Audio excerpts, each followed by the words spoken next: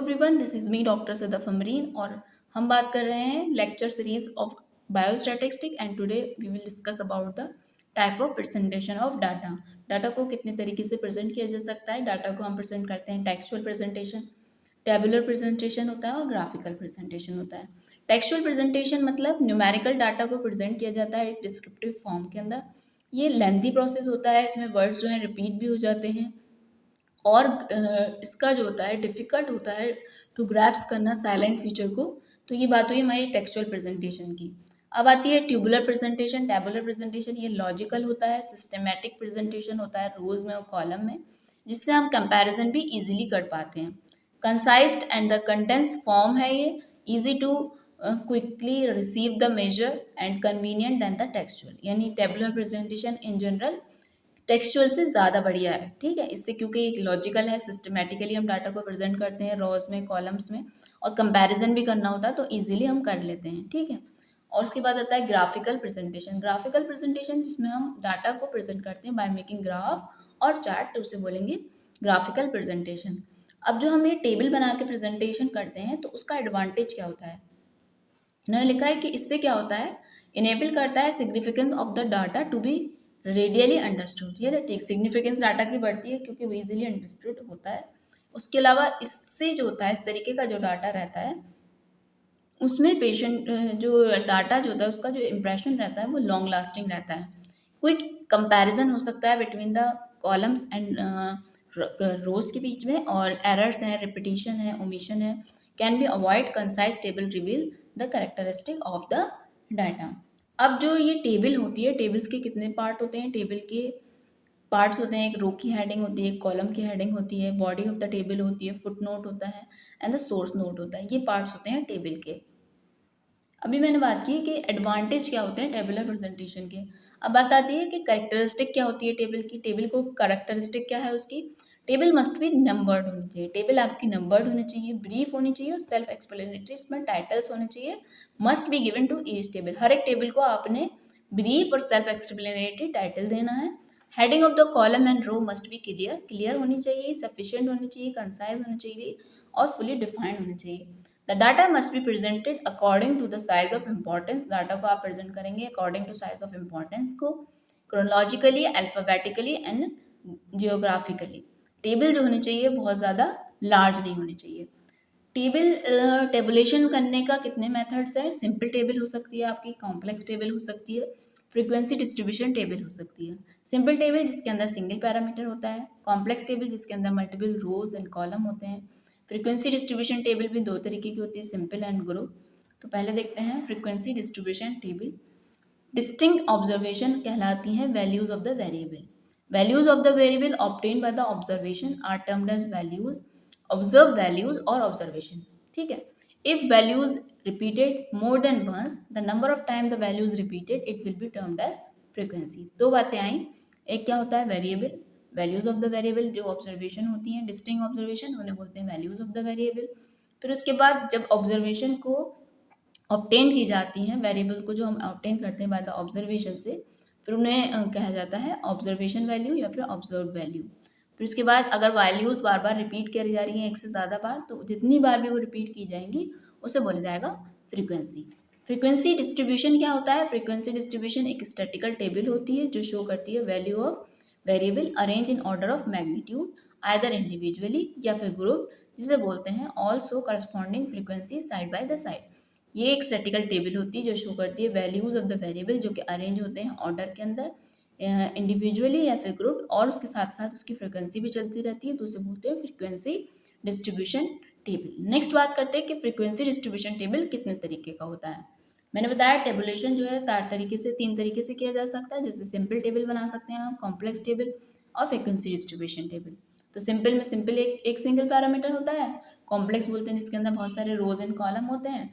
Frequency distribution table के अंदर मैंने बताया आपको values of the variable, observation क्या होता है और फ्रीक्वेंसी क्या होती है।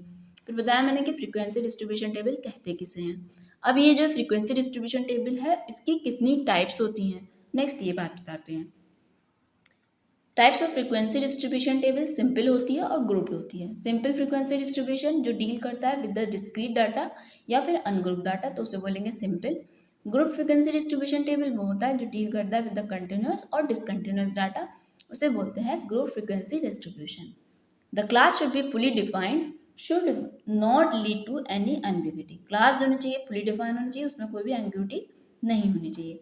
The class should be exhaustive, that is should include all the given values, ठीक है। The class should be manually exclusive and non overlapping. The class should be equal होना चाहिए with width and a class interval should be the same. Class interval होना चाहिए, width होनी चाहिए, वो same होनी चाहिए।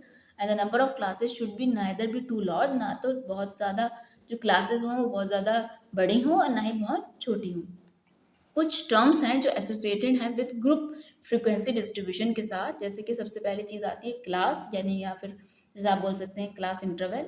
It may be class interval जैसे मैंने बताया कंटिन्यूस भी हो सकता है, डिसकंटिन्यूस भी हो सकता है, ओपन एंड क्लास भी हो सकते हैं।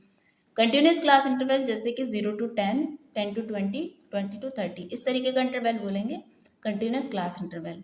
अगर आपका क्लास इंटरवल 0 to 9 है, 10 to 19, 20 to 29, तो इस तरीके के क्लास इंटरवल को बोला जाता है discontinuous class interval. Open and class interval को बोलते हैं जिसमें मिसिंग लोअर और हायर लिमिट होती है, ठीक है। फिर आता है दूसरा, जैसे कि क्लास इंटरवल निकाला कैसे जाता है, क्लास इंटरवल निकाला जाता है upper limit minus the lower limit. मान लीजिए क्लास इंटरवल आपका ये है 10 to 20, तो आप इसमें क्लास इंटरवल कैसे निकालेंगे, अपर लिमिट 20 है, 20 में से माइनस करेंगे 10, तो 10 आ जाएगा, तो ये होगा हमारा क्लास इंटरवल। नेक्स्ट आता है क्लास लिमिट। क्लास लिमिट क्या होता है, क्लास लिमिट भी दो होती हैं, एक लोअर क्लास लिमिट होती है जिसे बोलते हैं minimum value of the class, एक होती है हायर क्लास लिमिट जिसे बोलते हैं maximum value of the class. For example ये टेबल बना हुआ है, तो इसके अंदर देखते हैं कि लोअर क्लास लिमिट क्या है और हायर क्लास लिमिट क्या है। जैसे 15 है, 20 है, 25 है, 25 से लेकर 30 है, 30 से लेकर 35, ठीक है। तो लोअर क्लास लिमिट इसमें हुई हमारी 15, अपर क्लास लिमिट हुई हमारी 20, ठीक है। उसके बाद इनका जो डिफरेंस आया वो कितना है हमारा 5 आया। जो फ्रीक्वेंसी दे रखी है इनके बीच की वो 5 दे रखी है, सॉरी फ्रीक्वेंसी जो दे रखी है इस टेबल के अंदर 5, 6, 4, 3 दे रखी है। फिर एक नेक्स्ट चीज़ आती है क्लास बाउंड्री। क्लास बाउंड्री से क्या बोलते हैं, क्लास बाउंड्री दो होती हैं, एक लोअर क्लास बाउंड्री होती है, एक upper class boundary. Lower class boundary होती है lower class limit minus half alpha. अगर अपर क्लास बाउंड्री निकालनी है आपने तो upper class limit plus half alpha. Alpha क्या होता है, डिफरेंस होता है between the upper class limit of the previous group and the lower class limit of the next group. For example जैसे ये ग्रुप क्लास दे रखी है 190 से लेकर 199, अगर आप किसकी अपर क्लास बाउंड्री निकालेंगे तो 190, जैसे मैंने बताया कि लोअर क्लास में क्या होता है लोअर क्लास लिमिट लेते हैं, तो 190 लोअर हो गई minus half alpha, half into 1 is equal to हो जाएगा हमारा, जब इसे कैलकुलेट करके निकालेंगे तो 189.5 आ जाएगा।